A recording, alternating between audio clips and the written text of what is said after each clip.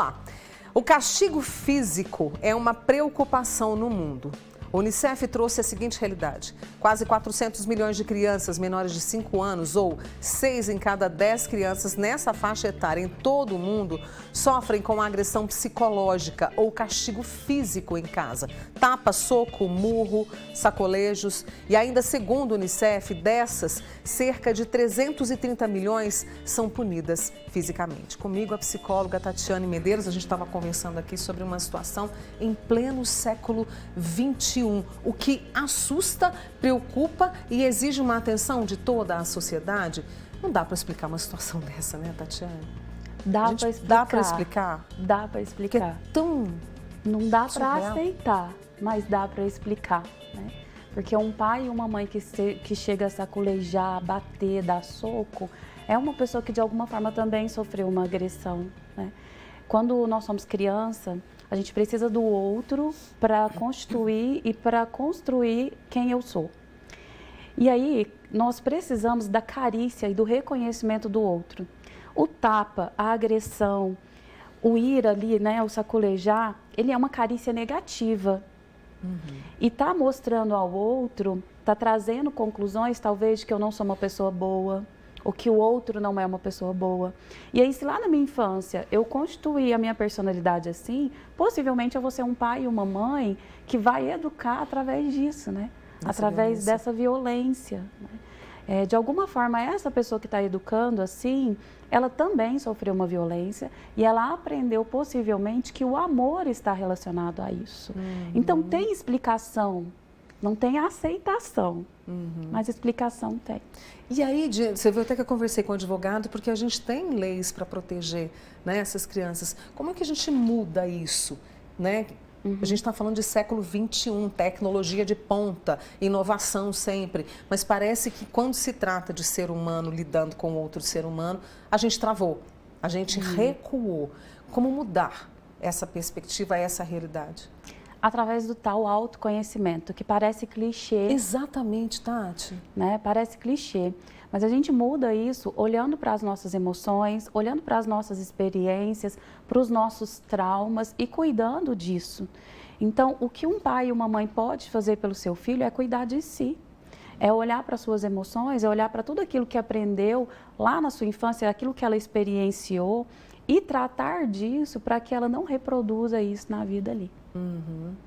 E aí a gente tem uma outra situação que vivemos tempos modernos. Até a Márcia de Tuiutaba estava conversando bastante aqui comigo em relação à questão do uso excessivo de telas e de que quando a gente chega em casa estamos todos tão cansados que não aproveitamos aquele momento para nutrir esse amor. E o que acontece com o uso excessivo de telas? Quando a gente está ali na tela, nós estamos produzindo hormônios e trazendo dopamina, serotonina de uma forma muito muito rápida, né? O tempo inteiro. E aí o nosso cérebro, ele é bombardeado com isso o tempo inteiro. E isso cansa. Isso cansa e causa até um vício de querer cada vez mais esse tipo de hormônio no nosso cérebro. E aí quando eu chego ali em casa, os meninos estão ali, criança quer atenção. Nós, adultos, queremos atenção. Existe uma equação, Mônica, que diz que do mesmo tanto que o seu corpo físico precisa de alimento, a sua alma precisa de atenção. Então, nós precisamos de atenção para a gente estar vivo. Você precisa do meu olhar para que você se sinta vivo.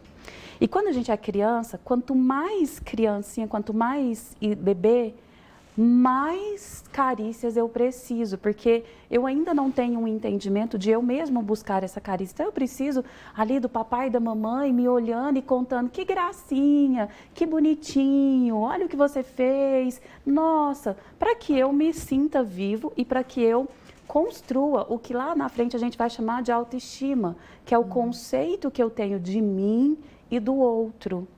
Então, uma criança, o pai e a mãe chega ali do trabalho, o que a criança quer? Atenção. Atenção, carícia, reconhecimento, amor. O amor, ele molda o cérebro da pessoa, ele vai moldar o desenvolvimento da pessoa. Então, a quantidade de amor que você recebeu vai determinar o desenvolvimento do seu cérebro, vai determinar o quanto você vai ser inteligente, o quanto você vai saber se relacionar, como é que você vai para a vida ou como você não vai para a vida.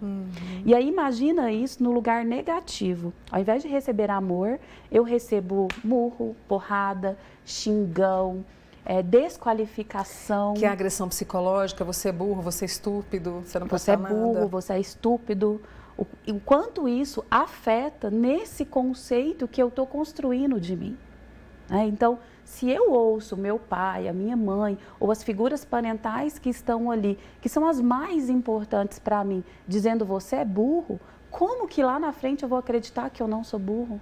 Não é? Você vai carregar isso para o resto da vida. A gente depende do olhar dos nossos pais para que a gente construa esse conceito, né? E aí a agressão física, ela traz não só a física, a psicológica, ela traz um conceito muito negativo da pessoa. Se a minha mãe está me batendo e eu não tenho capacidade cognitiva até mesmo para entender que ela me ama, mas ela está me batendo por causa de tal atitude ou porque ela está brava, eu não tenho essa cognição para diferenciar isso, eu vou entender que é eu que não sou uma pessoa boa. Eu não mereço amor. Ou o tipo de amor que eu mereço é essa. Existe uma história do Fradinho que eu adoro contar. Fradinho lá das histórias de quadrinho, né? O Fradinho estava em casa pedindo atenção da mãe dele. E a mãe dele sempre dizia, sai pra lá, menino, tô ocupado. Sai pra lá, tô ocupado. E um dia ele derrubou um vaso da mãe. E a mãe parou tudo, foi lá e bateu nele. E aí ele falou, ué, aqui eu consigo atenção. E aí ele ia lá, mãe, e ela, sai menino, tô ocupado. Aí ele foi lá, derrubou outro vaso, a mãe veio e bateu nele. Um dia o Fradinho foi visitar um amigo. E na casa do amigo, os dois brincando de bola, derrubaram um vaso da mãe do amigo. A mãe do amigo veio com muito cuidado e falou, queridos, aqui não pode jogar bola, deixa eu ajudar vocês, para vocês não se machucarem. O Fradinho ficou olhando assustado para o amigo. Quando a mãe foi embora, ele virou para o amigo e disse, amigo, se eu fosse você, eu fugia de casa, sua mãe não te ama. Olha a referência que ele tinha, essa história é sensacional. Era a referência que ele tinha, né? Então imagina. De amor, é o que você falou. De amor. Eu tô lá na minha infância, que até 4 anos de idade a gente constitui o conceito de nós mesmos. As experiências que você viveu, do dia em que você nasceu até 4 anos, constitui quem você acredita que você é. Se você apanhou, se você recebeu todos esses insultos até essa idade, qual é o conceito que você tem de você? Qual é o conceito de amor? E aí depois lá na frente a gente fala, por que essas mulheres vivem relacionamento abusivo? Por que esses homens aceitam isso? Entende? É porque tem essa a referência lá de trás. A gente está falando de uma... Você começou a nossa conversa falando sobre isso, né? De reconhecer as emoções, sentimentos e conversar sobre isso. A educação emocional poderia, então, acabar com essa realidade? Você bem acabar mesmo com isso, porque é um absurdo crianças sofrendo dessa forma e se transformando em adultos que sofrem também. A educação emocional pode ser um grande passo para diminuir muito isso. Entendo. Né? Talvez a consciência, estar no momento presente seja um ponto importante para acabar com tudo isso. Mas se eu sei o que eu estou sentindo, talvez eu diminua muito essas explosões de raiva.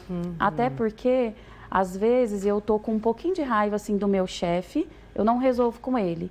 E aí tem uma outra colega de trabalho que dá mais um pouquinho de raiva, e eu vou juntando esse tanto de raiva, por exemplo, e quando eu chego em casa, eu estou com a minha caixinha de raiva desse tanto. E aí meu filho só tropeça no meu pé, eu vou pegar essa raiva e eu vou explodir aqui.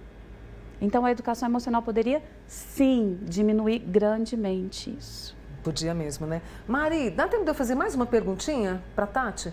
Dá? Então ótimo. É porque tem uma amiga nossa perguntando assim, como devemos então disciplinar as crianças de forma correta? Porque não tá fácil com essa juventude, especialmente devido às redes sociais. Ela tá te mandando um beijo. Muito obrigada. Então, dentro da análise transicional, que é a abordagem que eu trabalho, ela divide a nossa personalidade em 3 partes, pai, adulto e criança. Lá no nosso Estado de Ego Pai, onde nós aprendemos a atitude parental, existe uma parte que é o pai crítico.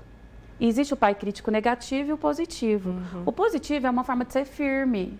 Eu posso educar e falar, não faça isso, isso machuca, não é legal. Mas eu não preciso insultar o outro, né? Eu não preciso falar, você é burro. Eu posso falar, isso não é legal o que você fez. E mais, eu posso trazer consequências e ensinar essa criança a pensar em consequências. Então, castigo, por exemplo, é legal. Você vai ficar aí, não vai mexer em telas, você não vai brincar com um coleguinha hoje. porque você fez tal atitude. Eu posso ensinar isso para minha criança, mas eu não preciso atingir o ser, a existência, a essência de quem é aquela pessoa. Conversa boa. Obrigada, Tati. Muito obrigada. Viu? Agradecimento aqui do nosso público para você. Também tá emocionado? É. A gente fica, né? É um assunto que mexe muito, né? Mexe muito. Obrigada. Tatiane Medeiros, ela que é psicóloga, com a gente aqui hoje nessa conversa. Compartilhe, por favor, essa conversa com a sua família, com os seus amigos, porque é informação que ela trouxe pra gente com muito amor para a gente ser uma sociedade diferente, para a gente se proteger, tá bom? Vai lá no nosso canal do YouTube. Tati, mais uma vez, obrigada. Eu que agradeço. Boa semana, obrigada. Tá?